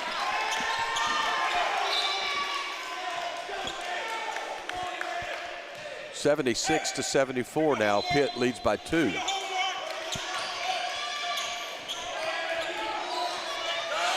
Wolford missed on one side, changed to the other side, and said, let's try it from in front of my bench, and it was nothing but net. There's money from out there. Whistle and a foul. Going to be on Bryson Bowman as McCray drives to the line.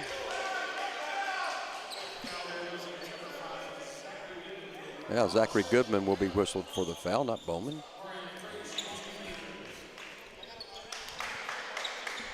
McCray will go to the free throw line, shoot some free throws. He is a good free throw shooter, 80% on the season. Adam Arlen with his 10th point now.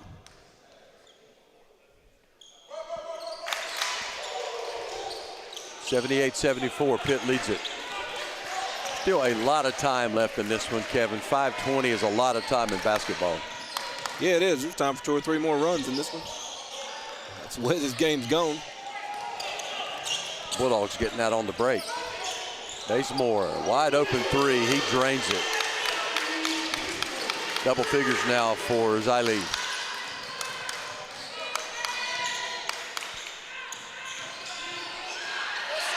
There's a rejection by Baylor on Benton Wolford.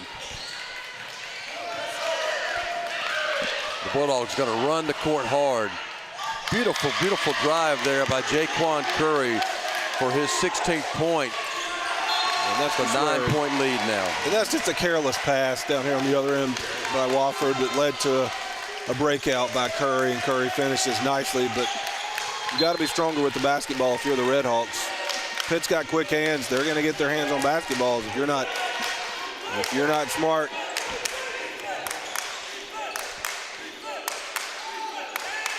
Catawba Valley needs a bucket here. They trail by 9 with 4:27 left. Almost another steal.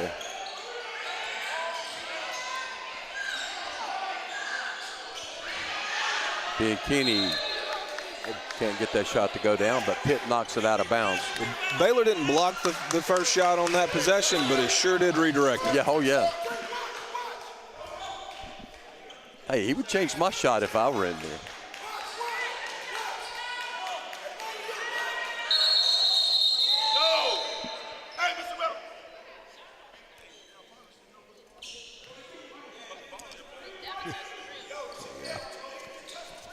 Ball went in play, but we had a referee over here by the scorer's table, so we'll reset.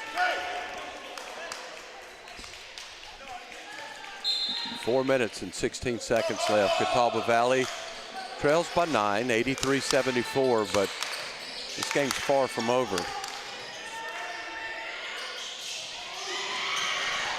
Shot missed by Goodman. That one doesn't miss. Another three-point shot by Ben Wolford. He's got 22 points to lead all scorers, and he has really brought it on in the second half. Yeah, the sophomore from Charlotte does not want his career to end on Wednesday night in Wilmington. No, he wants to keep playing. Having a great night.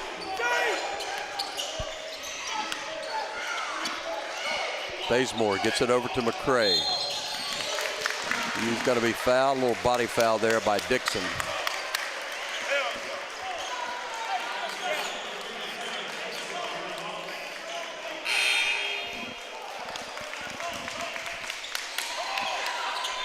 Timeout on the court. 3 minutes and 33 seconds left to go in the second half. Still anybody's contest. Close game. Pitt leads it by 6, 83-77. As a Cape Fear grad, you have options. Maybe too many options.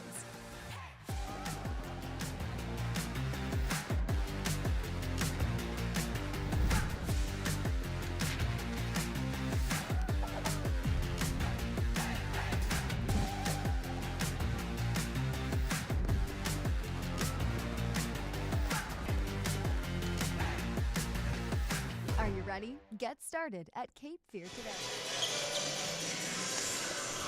We are back, and I've got to give a shout out to everyone listening to this ball game. We are getting a lot of live chat. So many we can't keep up with them. Anna Bird, Candy Swain, Sarah Evans, Life with Kay. You got Tracy Robinson, DJ Thomas, and Terry Olido again sending in another text.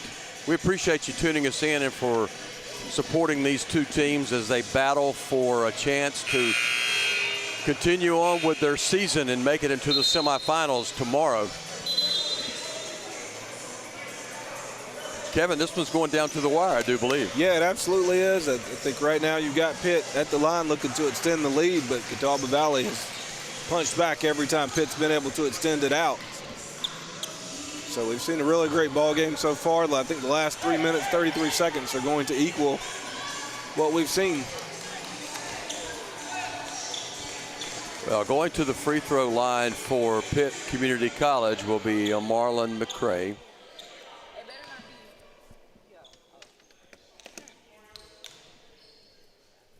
And his first free throw is off the mark, and the rebound goes to Bryson Bowman. Bowen with a three-point shot. It's good. Now it's a one-possession game, 83-80. Pitt leads by 3. That was a big-time shot by Bowman. Right Bowen. when you needed it. His second three-pointer of the second half.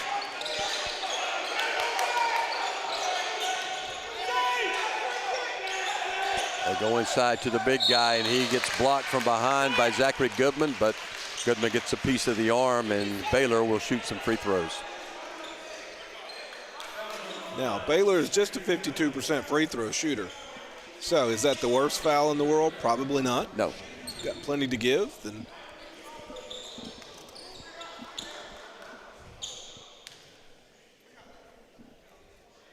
that free throw looked beautiful, that looked beautiful, didn't it? Yeah.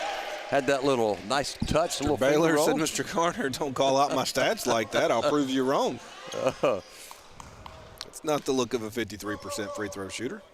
Baylor looking for his 10th point of the game. He gets it. That's his average on the year. So nice job there. Clutch free throws for the big guy. Dixon going to bring it up. Bazemore on defense.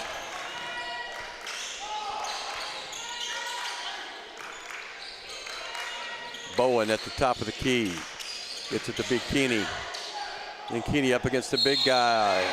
He's going to go to the free throw line, and I'm not sure who they're going to get with this one. It's going to be Barber. Baylor. Baylor's got 4.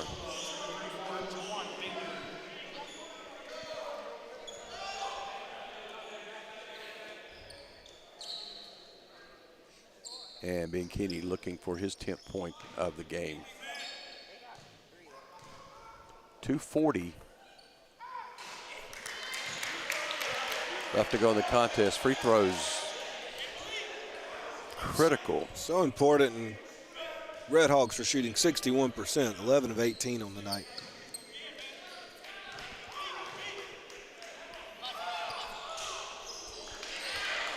Misses both free throws. Baylor's going to snag the board. Getting down to crunch time now, folks. 2:30 left to go in this contest. Pitt up by 5 and with the ball.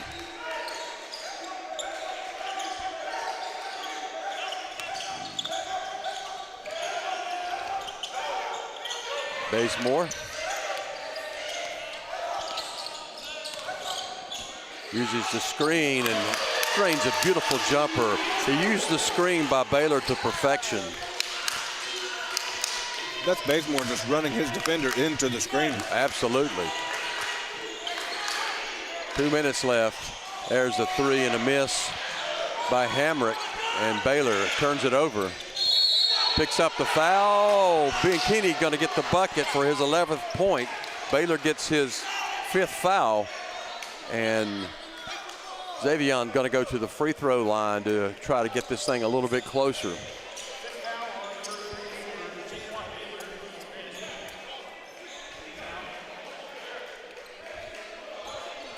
So 5 fouls now for Jaquan Baylor. The big presence is out of the game for Pitt.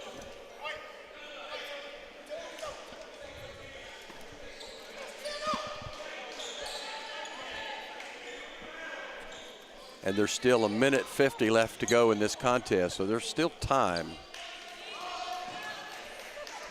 Absolutely, just 5. McKinney can cut it to 4 here. He's missed 3 free throws down the stretch.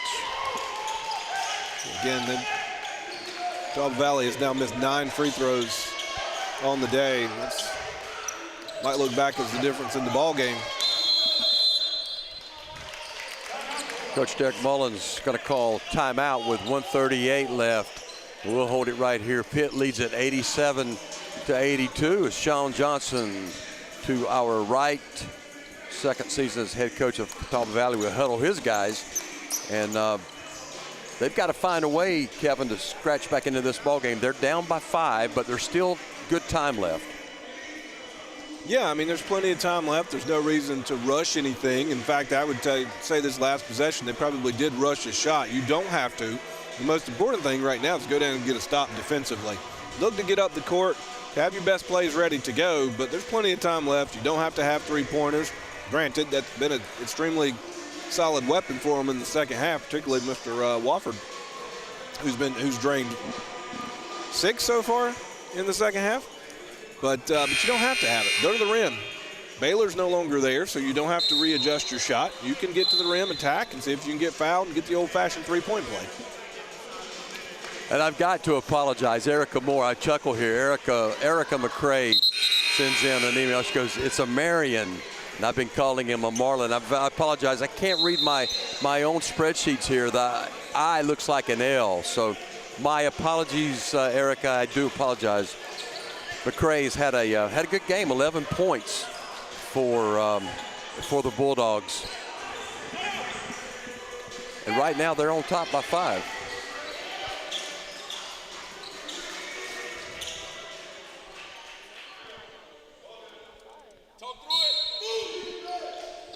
Bazemore gets the ball in to Burton. Back to Bazemore. Being covered tightly by Dixon. Got 5 on the shot clock. Bazemore's going to have to go with it. And Amarian McCrae gets a great running one-hander to go right there as the shot clock went down. Good job there by McCrae. McCrae gets the rebound. And Pitt trying to secure things up here. Lose the ball, and that 3-point shot by Hamrick is no good. Redhawks need some points here. That's a bucket by Bowen with 57 seconds left, and there's timeout on the court taken by Catawba Valley. Pitt still leads it by 5, 89-84. Yep. Yeah, it's a 5-point ball game here, and I mean, Catawba Valley just kind of settled there for some 3-pointers. They've been able to get a bucket and they keep it within 5, but I don't think you have to shoot the 3-pointers if that's the first look you get. If it's wide open, you can take that shot if you've got somebody with a high percentage. I still think there's time for Catawba Valley to be attacking the rim. Coming out there here though, defensively, you got to get a turnover. Certainly can't let them run clock off. I mean, you're at the point where if it starts to get down, where if it gets under, 15 on the shot clock, if you haven't gotten, something, you've got to try to get tons of pressure on them. Even if you give up a foul in doing so, give up the foul, send them to the line, maybe they miss it, but you can't let Pitt run time off the clock. 2-possession ball game. And I agree, you can't let Pitt run time off that clock. I do feel like Pitt's going to have to hit some free throws down the stretch here.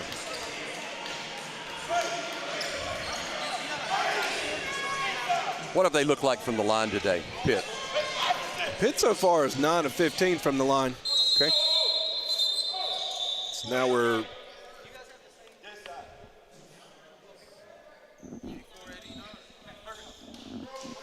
question about the score. I guess it seems. Yeah, the officials, they want to get it right. They want to get it right, which you have to appreciate.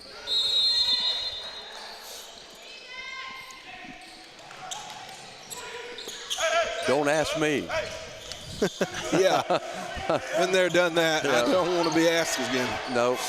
Fairly confident with my score sheet, but I don't want to get involved. We'll let the officials take care of that one. The ball goes out of bounds. Last touch by Malik Hamrick. It'll be Bulldog basketball. Pitt trying to hang on here. They lead by 5. 49 and a half ticks left to go in this game 4. Bazemore gets it over to Burton, and Burton will go to the free throw line. That's going to be a foul on Bryson Bowen.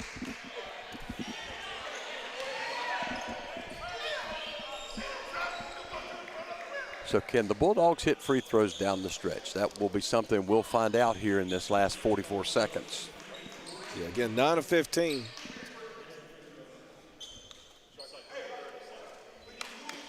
This will be Burton's first free throw attempts of the game. On the season, Clarence is a 69% free throw shooter. And he calmly sinks that first free throw. This next one's huge because it turns it into a 3-point or a 3-possession game. Makes the hill a little steeper to climb, doesn't it? Burton teeing it up, and he gets it to go. So it is a 3-possession game. The Red Hawks going to get it down the court quickly. They go straight to the basket, and Hamrick's going to be fouled. Not what Pitt wanted at this point. Foul's going to be on Traven Norwood, his third.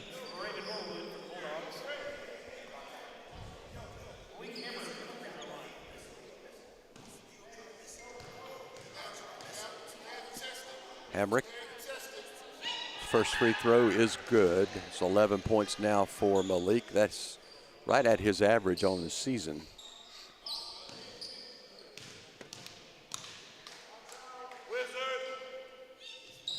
Second free throw is also good. 91-85.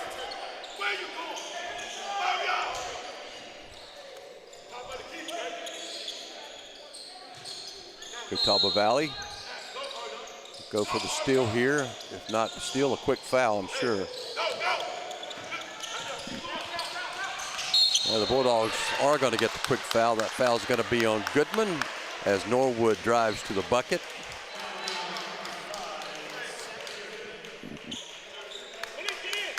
So Traven Norwood will get a couple of shots. That's 10 fouls now on Catawba Valley. Both teams in the double bonus.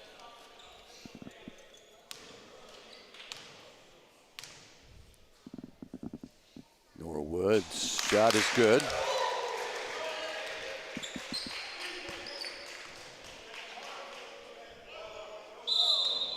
(92-86) Pitt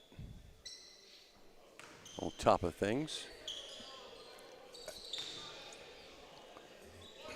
And the sophomore out of Conley, Georgia will look for his second free throw. Leaves it a little short. Here comes Hamrick. Hamrick's going to be fouled by Norwood.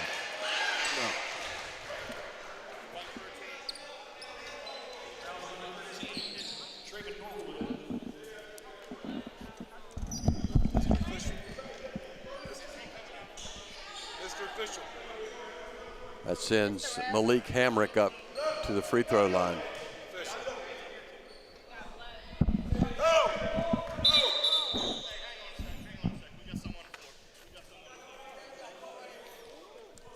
We got some blood on the floor over here. in front of us, so they'll get that cleaned up. Malik Hamrick will be at the free throw line when they resume play. 32 seconds left, 32.7 to be exact, Kevin. And if you're Pitt, you're up by 6.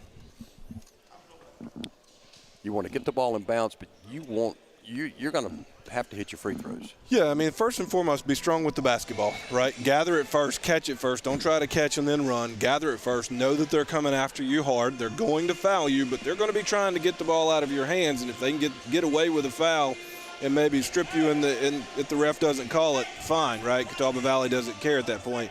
So they're coming at you hard. So be strong with the ball, Pitt. But then you've got to go hit free throws, of which they're 12 of 19 so far on the night.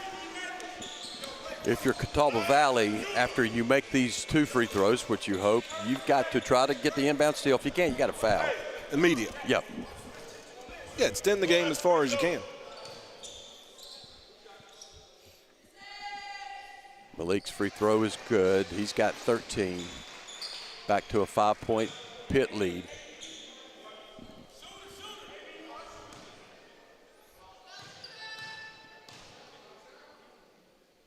Hamrick takes a little time. His second free throw is also good.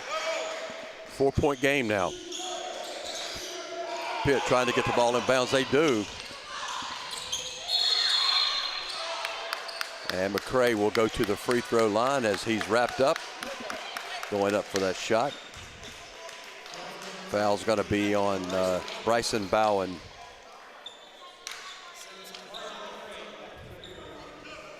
McCray, 3 of 6 so far on the night. Got 13 points. And Marion's first shot is off the mark.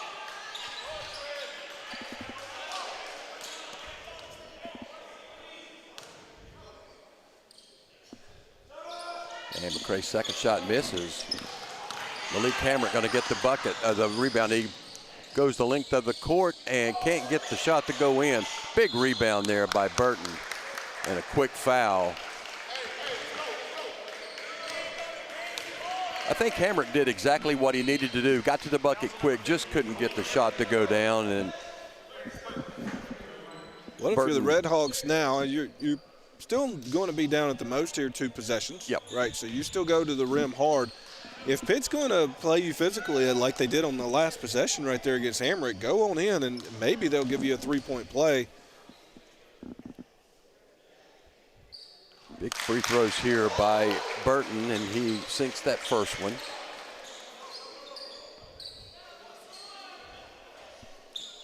(93-88), 20.6 seconds left.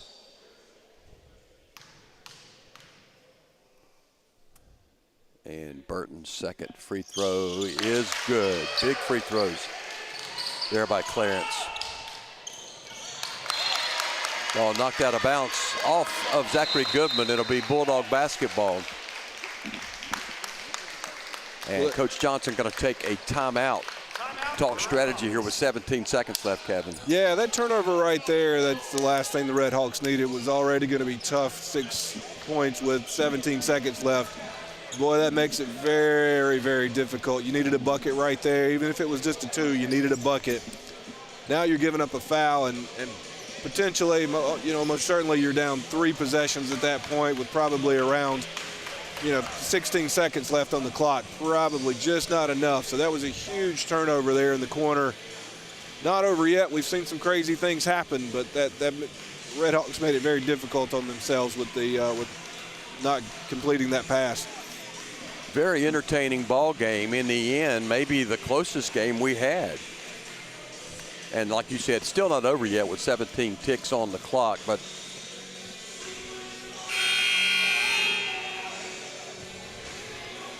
been a great day of basketball here at Cape Fear Community College.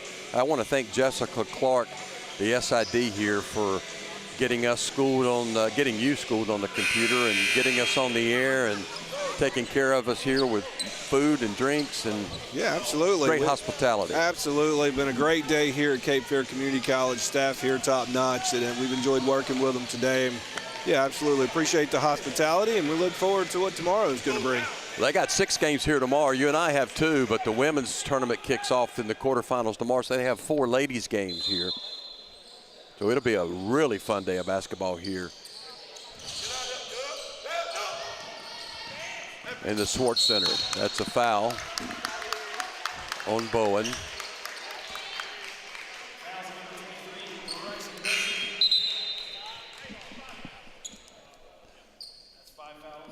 Going to send Bazemore to the line. That's 5 fouls on Bowen. He fouls out with 10 points.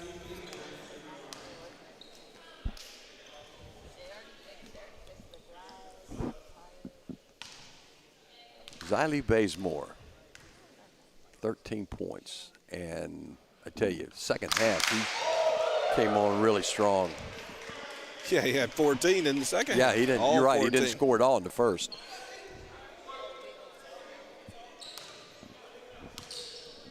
(95-88). The Bulldogs now on top.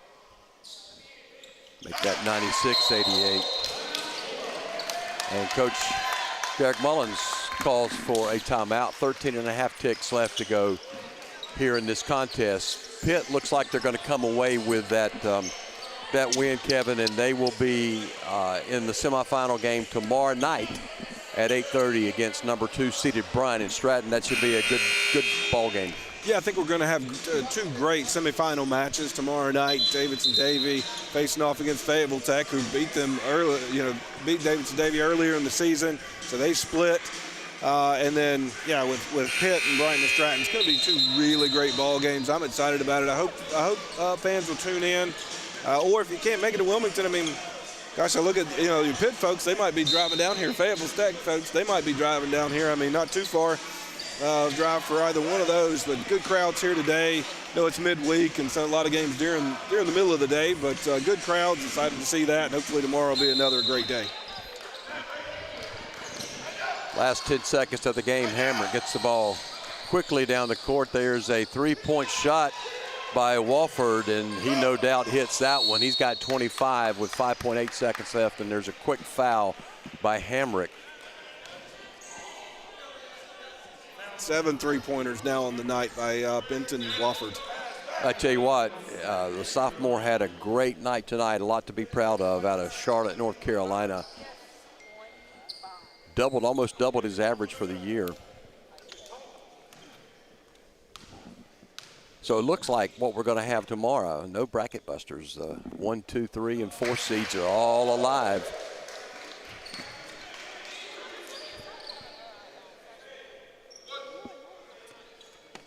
You don't always see that, but yep, that's the expectation, but you don't always see it. It played out today, so it's going to make for a really great semifinal day.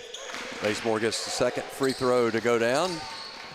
And the last ticks of the clock, Hamrick going to drive the lane, misses the putback, no good.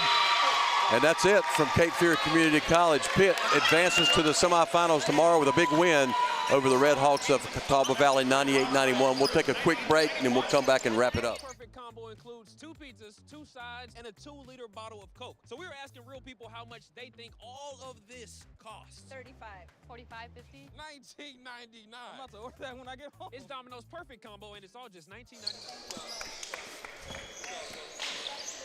We are back here at the Schwartz Center. Kevin Garner and Miles Poole wrapping things up for you. Thanks for hanging with us for the day. This final game, Kevin, the number 3 seeded Pitt Community College Bulldogs going to advance as they beat the number 6 ranked Red Hawks of Catawba Valley by the score of 98-91.